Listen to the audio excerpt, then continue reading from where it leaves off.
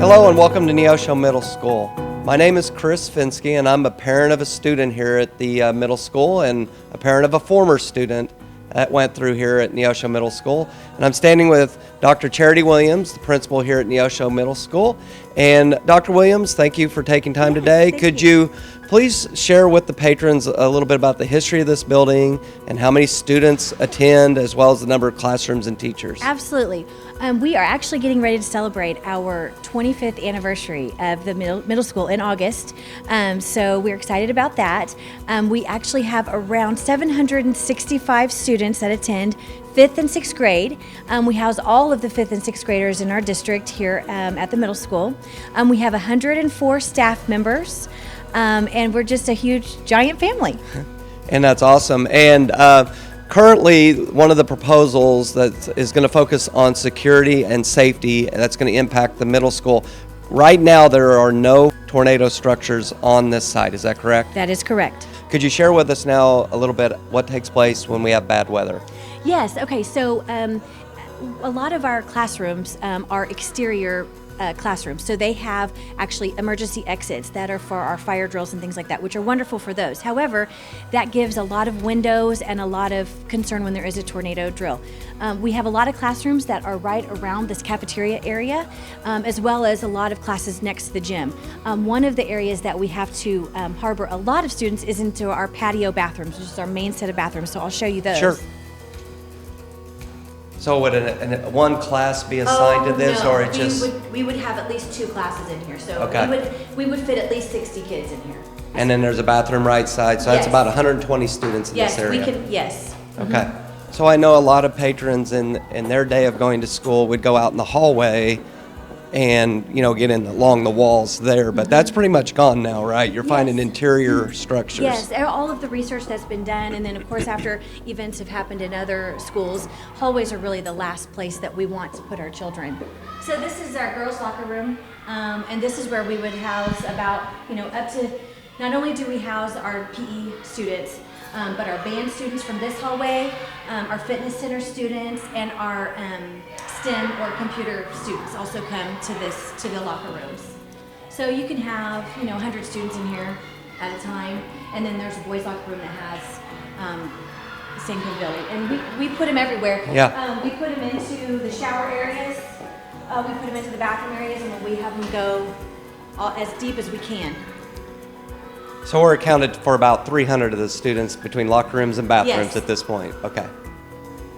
There is a set of classrooms I'd like to show you. All of our classrooms are built kind of like cookie cutters. So there's 4 classrooms in what we call a pod.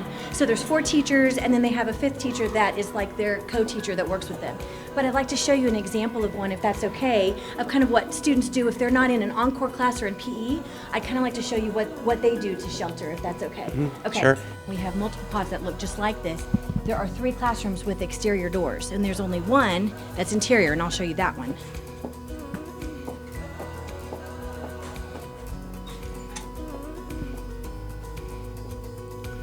So 120 students in this room. And 120 students taking shelter in this classroom. So in a classroom like this is just a regular classroom.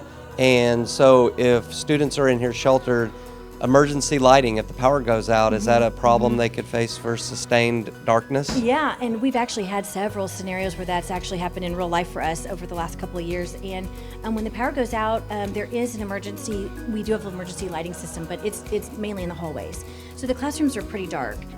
We have had situations where we have had to take shelter for a long amount of time, and it can get pretty taxing when it's dark.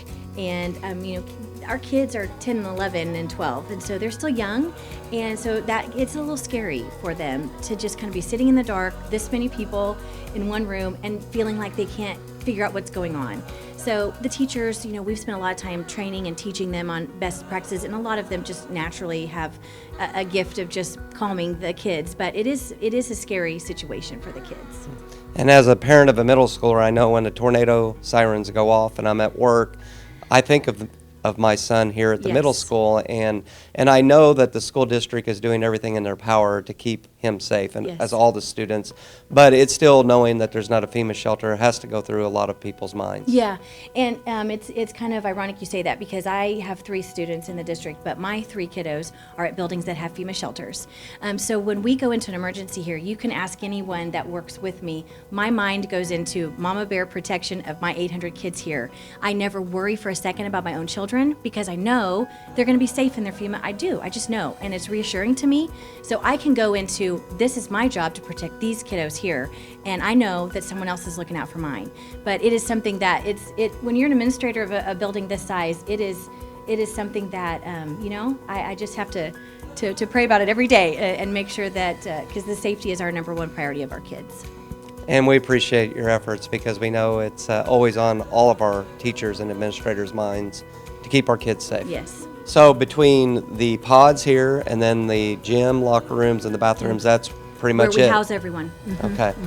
So with that said, then that gives us a good idea. So could you show us a little bit where the proposed building site would be? Oh, And I'd we'll love talk to. about. This is actually the area where we used to have 3 of our trailers that we actually had a whole pod out here of students, so about 125 students. So you can kind of see the space.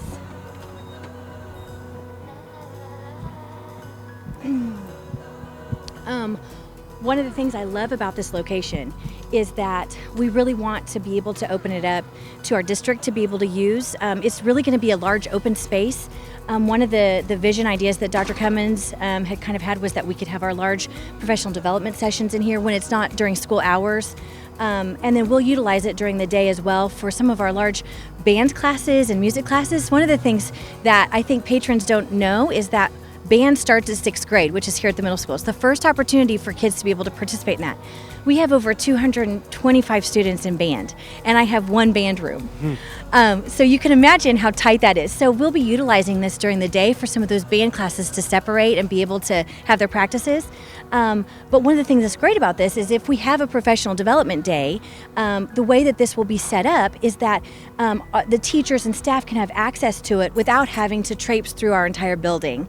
And that was kind of one of those safety things I was really trying to watch out for. It's not that I mind that, we were trying to keep as little traffic throughout the building with kids there as much as possible. So with the way this would be set up, they can enter and exit it at its own entrance and then not have to walk through the school and kind of disrupt the school day, if that makes sense. Finally, if you could just share briefly, if this levy issue does pass and we're able to make the improvements at your facility, what impact do you see for our students here at Neosho Middle School?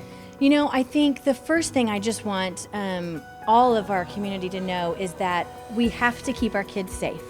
And they spend more time with us. I say this about my own children. They spend more time at school with their teachers than they do sometimes with me at home, just because of the schedules that we have.